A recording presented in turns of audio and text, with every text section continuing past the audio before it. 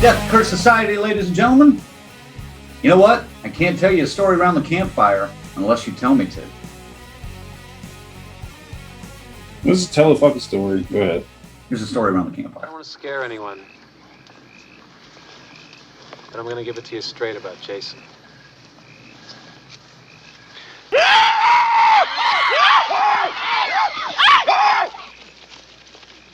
Hey, come back! All right, this time on Stories Around the Campfire, we checked out the new release on video on demand, My Heart Can't Beat Unless You Tell It To. Whoo-wee! Two mysterious siblings find themselves at odds over care for their frail and sickly younger brother, who may or may not be a vampire. Who the fuck knows? Ziggy, initial thoughts on this? Totally interesting premise, as we stated when we reviewed the trailer a few weeks ago. For the most part, delivers for most of the movie. Then after a while, man, it just kind of loses its way, and it ends on a dull thud. It's just kind of meh.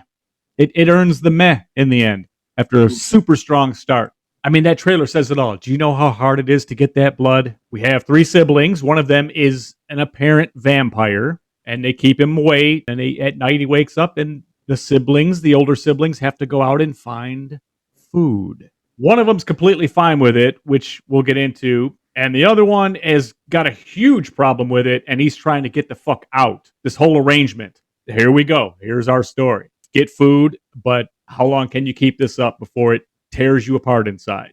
How about you, Colonel? What's the name of the movie again? My Heart Can't Beat Unless You Tell It To.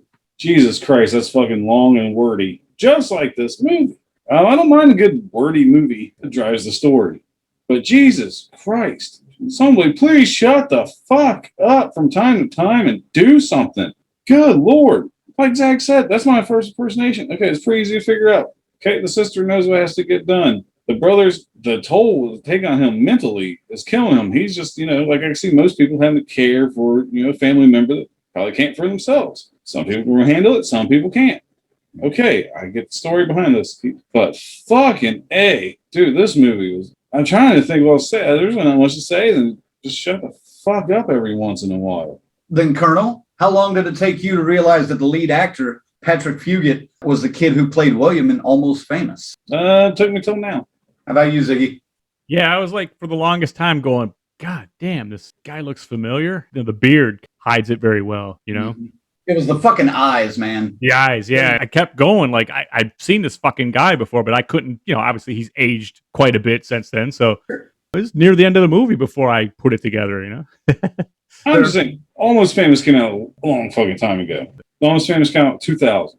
That puts me around 14, 15 years old. You really think I was paying much attention to him? No. He was very good in that movie. And there's one scene in My Heart Can't Beat Unless You Tell It To where I think he's talking to the hooker, for lack of a better word. And he gives her that same look that William gave Penny Lane all the time. And that was when I was just kind of like, because I knew the kid's name, or I knew the guy's name. I knew that name, Patrick Fugit, when I saw it in the opening credits. And then I saw that look and I was like, there's no fucking way. And I had to look it up and I was like, son of a, it just kind of blew my mind, to be honest with you. Yeah, once I saw that look in his eyes, I was like, holy fuck. All right. Again, like the last movie we reviewed, this movie is going to play better to viewers who have ever had to care for an ill family member. The vampirism that Thomas suffers from could easily be equated, allegorically at least, to cancer, Alzheimer's, or any other physically debilitating disease. Personally, did this help you relate to the characters and their dilemma at all, Colonel? No, because like I said, I've been very fortunate not to have to be in that situation. But again, maybe they just shut the fuck up and let me digest what I'm watching. Maybe I would have. But no, there's just a bunch of chatty Cathys that annoy the fucking piss out of me. And on a serious note, though, I did feel for the brother, wanting to get away. And they did do a good job building that stress and what it was like. I am being funny, but also being serious about it being too fucking mouthy of a movie. But they did do their job portraying these emotions that these characters were feeling. Hell, you even felt bad for the brother at one point when he's like, oh, can we go out? He wants fucking friends. He's tired of being in the house with his fucking brother and sister, too. So you do feel for these characters. A little less talking, a little more action, okay? Or at least a little more fucking blood. Some gore would have been nice. Yeah, there wasn't a whole lot of that. Ziggy, what about you?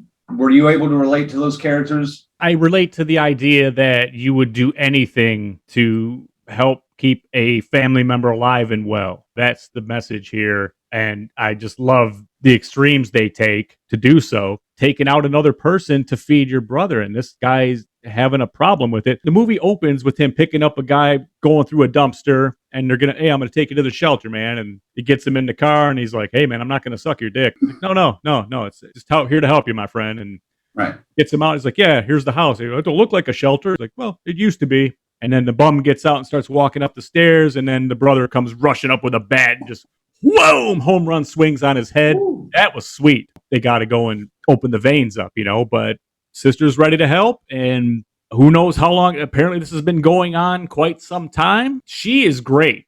Her delivery of this emotionless, cold, callous sister, but loves her brother.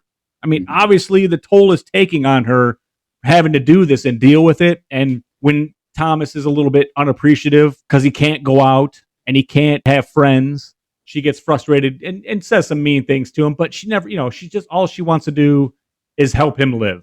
And that's her mission in this. And where the brother, who was helping and is helping, but man, every single time it's getting harder and harder and harder for him to deliver another body with blood. Here is our struggle, this whole movie. Super original. You've never seen anything like this. That's 100%. When you get down to it, I guess, as always, there are probably other avenues I would have taken. I'm with Colonel. I would have liked to have seen, fuck it, man. Let him turn into the vampire. Let him be get some fangs. And, he does bite some people, but it's more like George Romero's Martin type of vampire. There's no fangs or anything.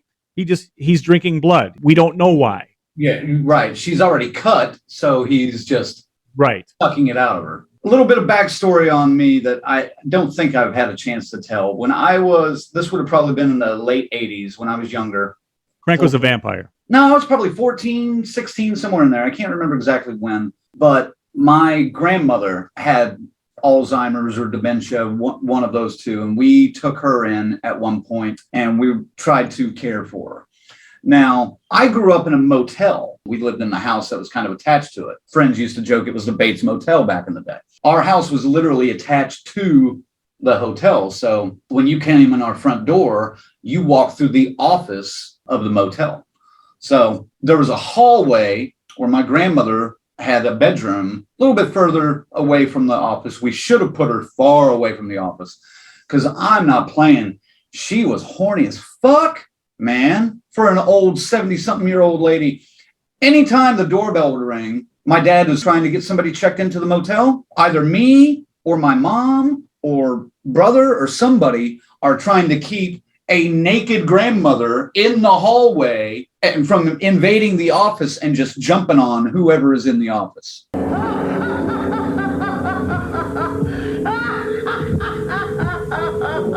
It is funny. Dude, we laughed about it most of the time. And because some of the things my grandmother was saying, but I had a little bit of experience with an ailing family member. How hard was it to get the blood for her? Not too bad. I mean, because, we had a lot of vagrants that would come through. Not vagrants necessarily, just travelers that were passing through in the motel. Plus, in her case, all the blood's pretty much in one spot. That's a one-stop shop. Oh my God, dude. Having that experience did help me relate to this a little bit. Another theme of this film is the desire to escape the ties that bind aspect of family. Dwight obviously wanted to be anywhere but there. Jessie, like you mentioned, Ziggy, seemed to accept her role as the matriarch of the family, going about their macabre daily task. Do you think that was portrayed well on screen by the performances? Ziggy? Yes, absolutely. Scary in that way. And his reluctance to do what he has to do it's oozing through the screen. So I think it was fantastic how they portrayed both roles like that. The one I probably had the biggest problem with was the Thomas the Vampire. He has his moments, and he reminds me of the Bubble Boy. Mm-hmm. The way he looks. Oh, yeah. A bitch. Absolutely a bitch. He has a moment where he actually gets in touch with some kids in the street, and one of them comes back at night when he's awake, and he invites him in to play a game that, only he thinks is the game and he realizes he can't relate with this guy, at all. And it's heartbreaking, that scene, man. Oh God. It's just one of those that afterwards you feel your heart just drop. It's almost like when you're dealing with a mentally handicapped person who thinks they're a child, but they're obviously full grown. It very much felt like that.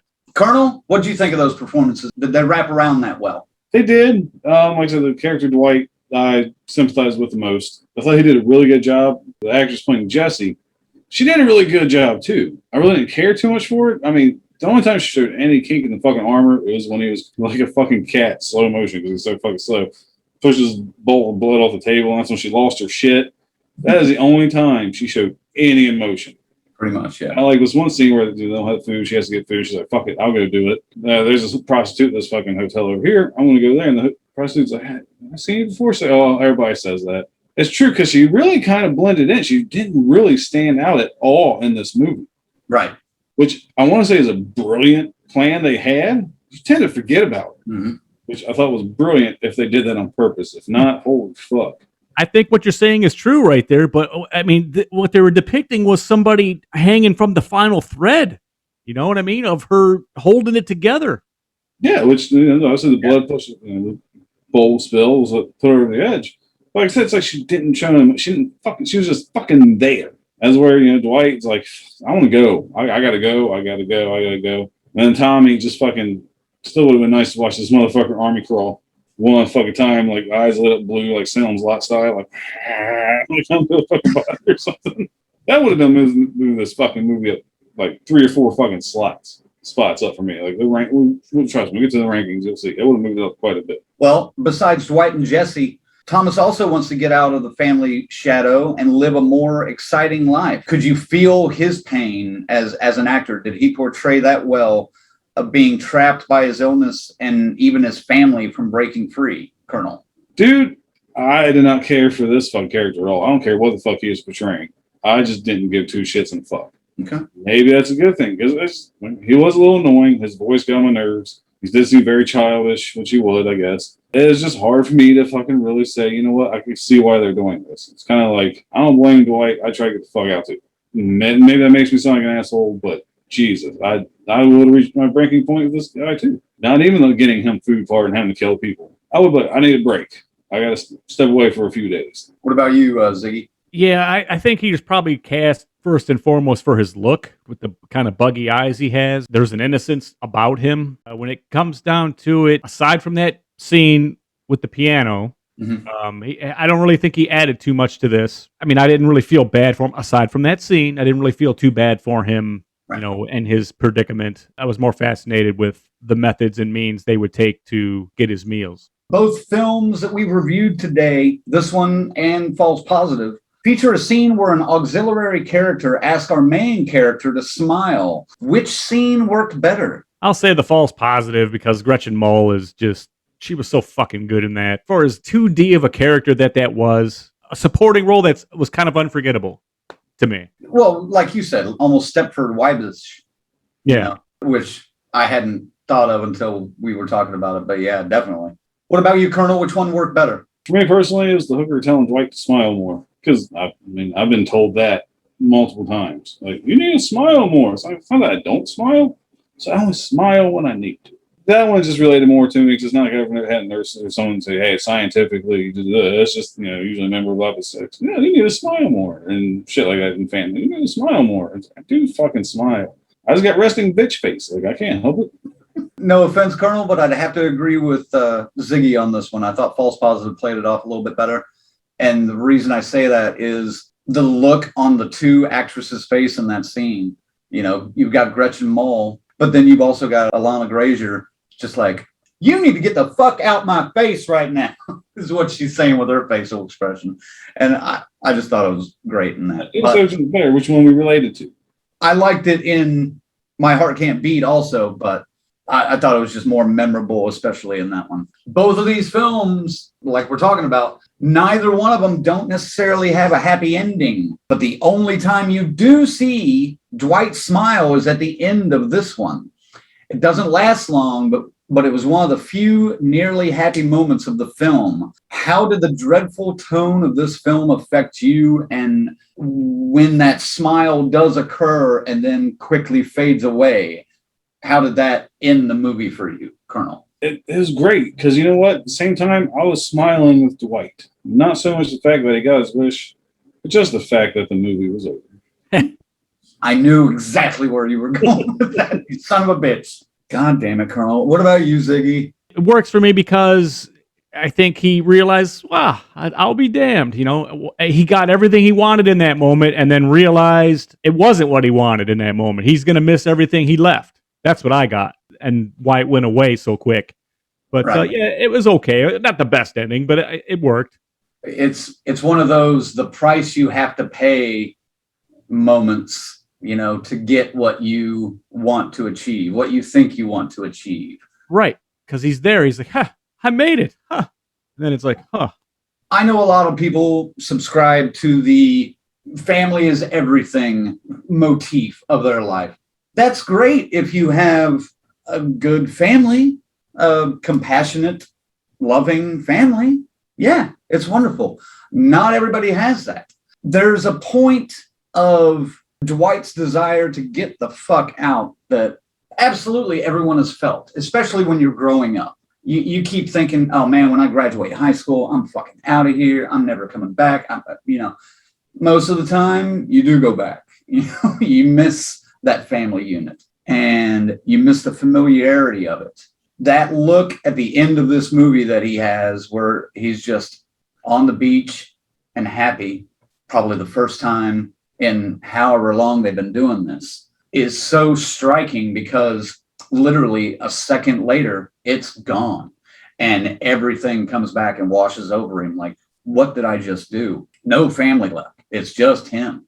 The hooker's even gone. And that was, I thought the ending of this was outstanding because of that moment. There were a lot of faults along the way with this film, but that I thought was great. Here's a real simple question for you. Was Thomas a vampire? I was saying no up until he was exposed to sunlight and blistered like he had been thrown in a griddle. So I would say some reason, they don't tell you why or how, but yes, he is a vampire. Was that irritating, by the way? The fact that they don't do any kind of backstory at all? No, because that's the new in thing right now is to leave it open for your interpretation. More so than ever it was. And exactly what it is here. And it's not something you're going to dwell on anyway, because this story is more about the other siblings taking care of the vampire than the vampire itself. So I'm okay with it in this instance. Colonel, what about you? Do you think he was a vampire? And did the lack of a backstory annoy you at all? It was Zag. I had a feeling this was a vampire movie when I first watched it. Mm-hmm. Watching, I'm like, I know this is a vampire movie because it's drinking blood, but you didn't get your proof till, like Zach said, till he got hit with the sun and blistered and ultimately meets his demise, we assume that way. Really didn't, like, again with Zag, and it really didn't affect the story because the story wasn't so much about him. It was about the mental effects on the family taking care of him. I didn't even affect to know that, hey, this is why he's a vampire, because he's a vampire. A vampire is a parasite. It has to feed off other living things to survive. At the end of the day, as hard as that is to say, that's essentially what Thomas was. He was a fucking parasite on both of them. All right, Ziggy, where do you rank this one? Give it a number.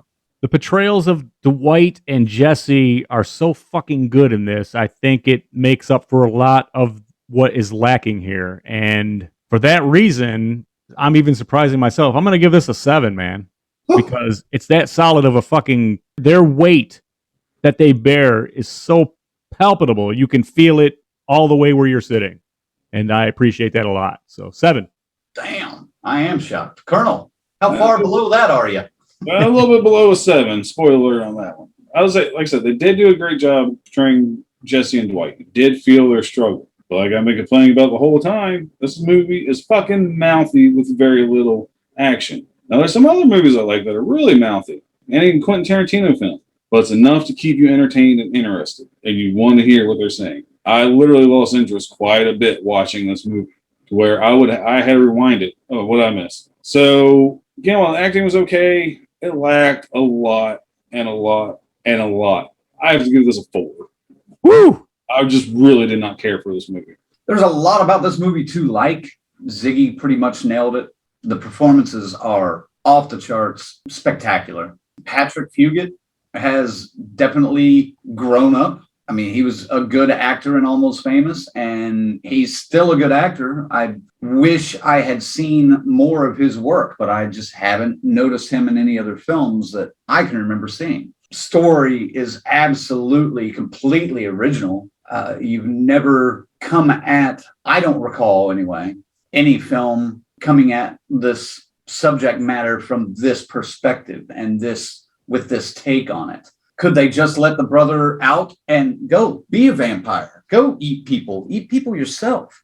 You know, would that make him stronger, or are they just keeping him weak to keep the population mostly safe? You know, there's so many other questions that don't really get answered in this film. But on the flip side of the coin, this film is not for everybody.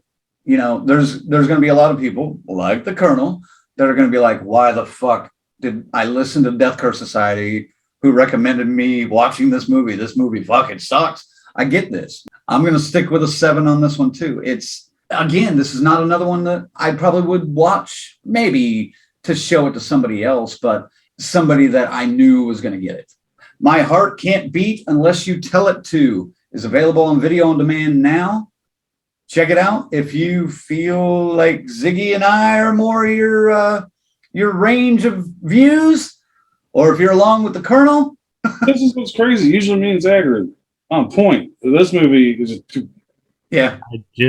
That I was buying the struggle, dude. And check it out. Let us know what you think in the comments below.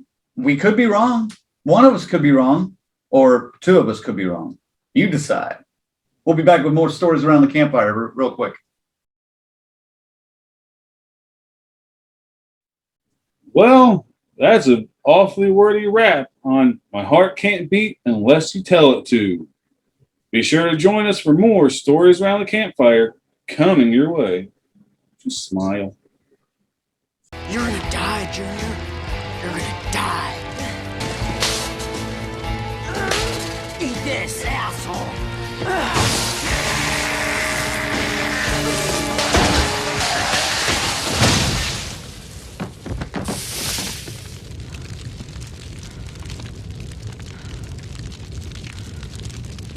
Hey, this is Eddie Furlong. You're watching Death Curse Society. Pet Cemetery 2, motherfuckers.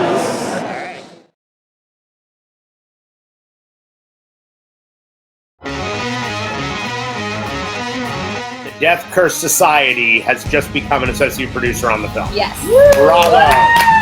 Bravo. Death Curse Society, guys, is so awesome. I met the guys, all 3 of the guys, at Indianapolis last year for Horror Hound.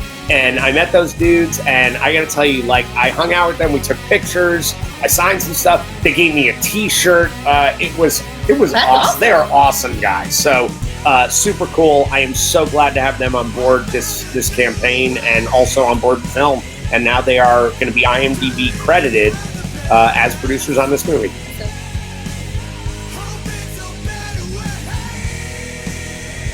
hey, Zigzag here for Death Curse Society. If you enjoyed that video, please go ahead and subscribe and hit that notification bell. That's how you get these things served up right in front of you every time. And we've got more for you. Check them out right there. Maybe figure out what the fuck's wrong with us. I don't know.